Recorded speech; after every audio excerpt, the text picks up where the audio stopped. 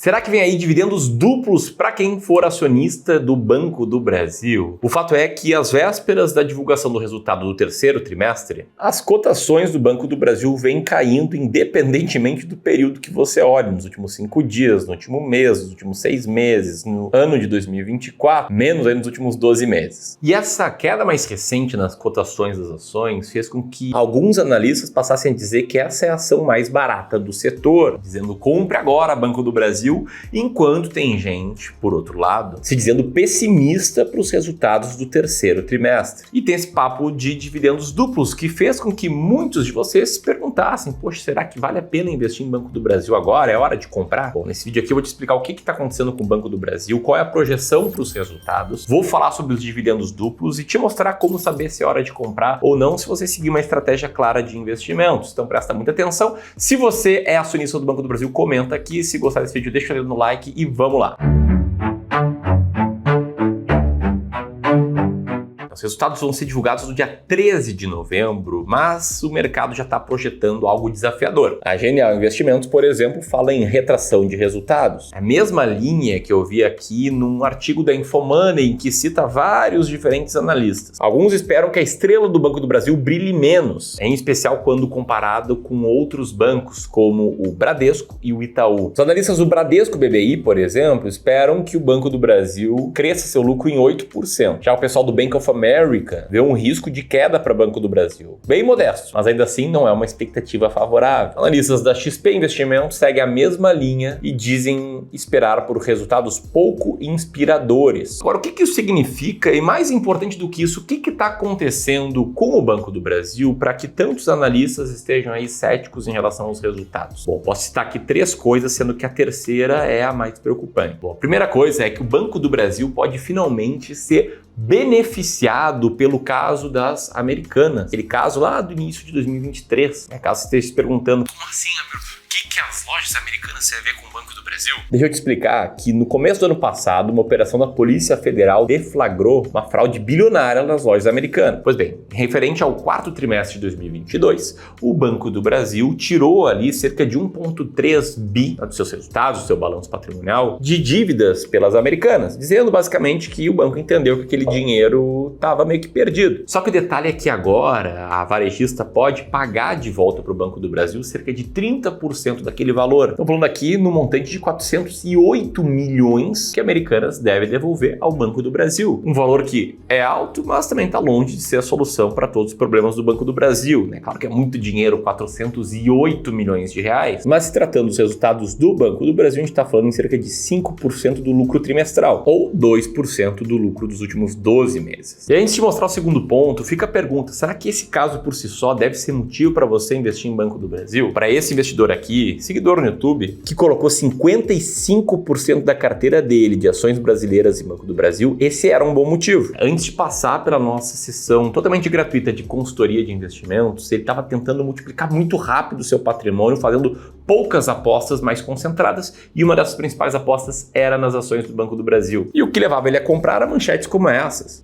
5 corretoras estão recomendando o Banco do Brasil, para que é hora de comprar. E aí nosso trabalho aqui foi, numa conversa de 1 hora, mostrar para ele que estava correndo muito risco a investir tanto do seu patrimônio numa única ação, independentemente de ser barata ou não. E para ajudar ele, a gente construiu um plano de investimentos personalizado para ele conseguir ter mais segurança nas suas decisões, correr menos riscos e ainda assim ter um bom potencial de retorno de longo prazo. Aliás, a gente oferece um plano de ação de forma totalmente gratuita para todo mundo que passa pela nossa sessão de consultoria de investimentos, que é uma reunião que costuma fazer com que quem passe por ela saia muito mais seguro para investir. E para a próxima semana, eu sei que a gente está com 5 vagas abertas para essa sessão totalmente gratuita, que você pode concorrer a uma dessas vagas apontando seu celular para o QR Code que está na tela agora, ou se você está assistindo esse vídeo no celular, apertando no primeiro link aqui na descrição, tá? Enquanto você vai fazendo isso, deixa eu te explicar que essa sessão gratuita é como se fosse uma amostra grátis dos nossos serviços, que se você gostar e ver muito valor, você vai poder nos contratar para seguir tendo sessões de consultoria conosco daqui em diante e se tornar um dos nossos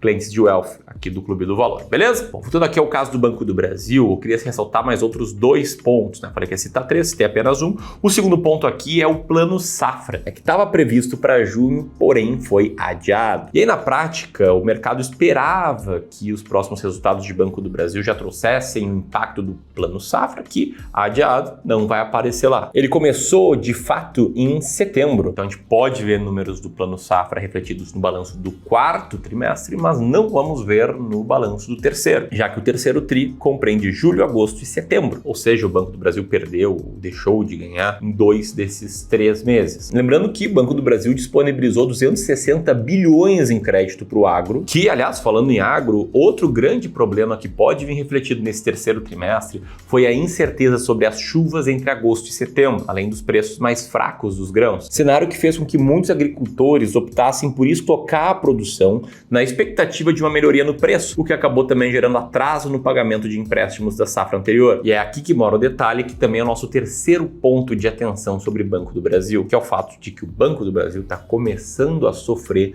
com a inadimplência dos seus clientes. Como assim, Ramiro? Te liga só. No segundo trimestre, o Banco do Brasil se aproximou ainda mais da média de inadimplência do mercado. Pelo menos tem números melhores, um índice de 3% contra 3,2% da média dos outros players. Só que o problema é o seguinte, a expectativa dos analistas da Genial Investimentos é de que esse indicador chegue aos 3,2% já nesse trimestre, o que derruba aos poucos uma grande vantagem competitiva do Banco do Brasil, que era justamente a boa qualidade da carteira de crédito. Se a gente for comparar com o Bradesco luta contra altos índices de inadimplência há pelo menos 3 anos. Outro detalhe do crescimento dos devedores é que isso demanda uma maior provisão para créditos que não serão pagos. Esse valor, segundo a Genial, deve ser de mais de 8 bilhões, um aumento de mais de 16% no ano contra ano. E aí pensa comigo, tá? O projetado de lucro líquido para o próximo trimestre de Banco do Brasil é de cerca de 9 bi. Só para cobrir devedores, em especial ali na parte agro, o banco vai precisar provisionar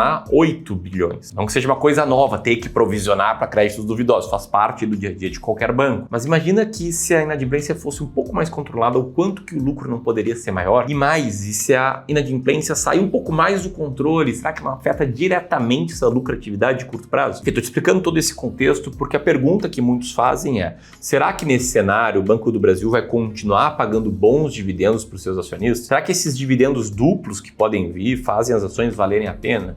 É sobre isso que eu vou te falar agora. Aliás, eu preciso te explicar de onde vem essa história de dividendos duplos. Bom, num fato relevante que o Banco do Brasil publicou lá em fevereiro de 2024, eles comentam que referente ao 4º trimestre de 2024, ele deve pagar dividendos no dia 27 de dezembro. Porém, como pagamento complementar, ele ainda deve pagar proventos uns dias antes, em 6 de dezembro. É tipo um presente de Natal que o banco aí faz para os seus acionistas. Além disso, para receberem esses dividendos, os acionistas precisam ter as ações em carteira até o dia 25 de novembro e para a segunda parte até o dia 11 de dezembro. Então quem tiver ações no dia 25 de novembro e 11 de dezembro vai ter acesso aos 2 dividendos. O que por si só não é uma estratégia de investimento, você é comprando uma ação só porque se você tiver ela em carteira daqui a alguns dias você vai receber dividendos. Porque no curto prazo os dividendos são descontados do preço da cota, o que também não significa dizer que montar uma carteira de boas pagadoras de dividendos é algo ruim. Enfim, o último comentário aqui é que esses pagamentos eles são baseados no lucro a ser reportado agora, no 3º tri, e o mercado não está muito confiante no que vem por aí. Agora, levando em conta um payout médio de 40% a 45% do lucro líquido, que é em linha com o que o banco vem praticando aí nos últimos anos, e levando em conta que o banco, nos últimos trimestres, vem apresentando um lucro líquido na faixa dos 8 aos 9 bi, e que a expectativa para esse trimestre é um pouco maior do que isso, um pouco mais de lucro com o mesmo payout, significa um pouco mais de dividendo. Então eu devo comprar ações do Banco do Brasil se eu quero dividendos, Ramiro? Olha, sendo bem franco, tá? A gente entende tudo que está acontecendo com o Banco do Brasil, a gente tem uma equipe muito grande aqui de analistas no Clube do Valor, tem mais de 50 consultores na casa, cada um atende cerca de 80 clientes. Está quase batendo 3 bilhões de reais sob aconselhamento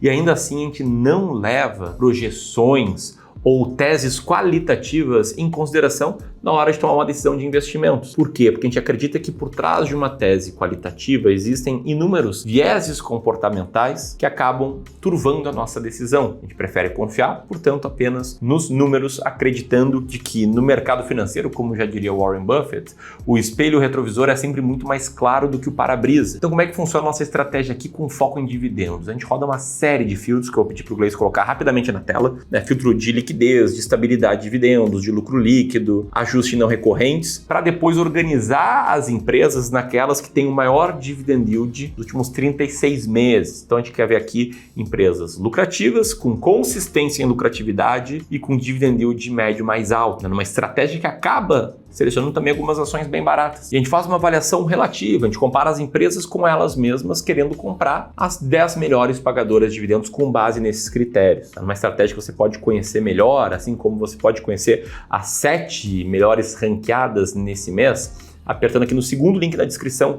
e baixando aí um material nosso explicando essa estratégia que é chamada de máquina de dividendos. E o ponto é que nesse exato momento, Banco do Brasil está bem posicionada na máquina de dividendos, porém não está entre as 10 melhores posicionadas. Ela está lá na posição número 13, uma estratégia que prevê a compra das 10 primeiras ações. Ou seja, ela está melhor que a maioria, mas se a gente fosse montar uma carteira hoje do zero, seguindo essa estratégia, a gente não compraria Banco do Brasil. E talvez você pense diferente, talvez você siga uma estratégia diferente e tá tudo bem. A grande bandeira que a gente levanta aqui é que você tem que ter estratégia para saber o que fazer e para conseguir preservar e multiplicar o seu patrimônio no longo prazo. A gente consegue te ajudar a avaliar a tua estratégia e até mesmo te propor uma estratégia de alocação numa conversa sem compromisso comercial de 1 hora que você pode agendar apertando aqui e preenchendo alguns rápidos dados na próxima página. Agora, se você quiser seguir aqui comigo no YouTube, vale muito a pena assistir esse vídeo aqui bem complementar ao do Banco do Brasil. Um grande abraço e até mais.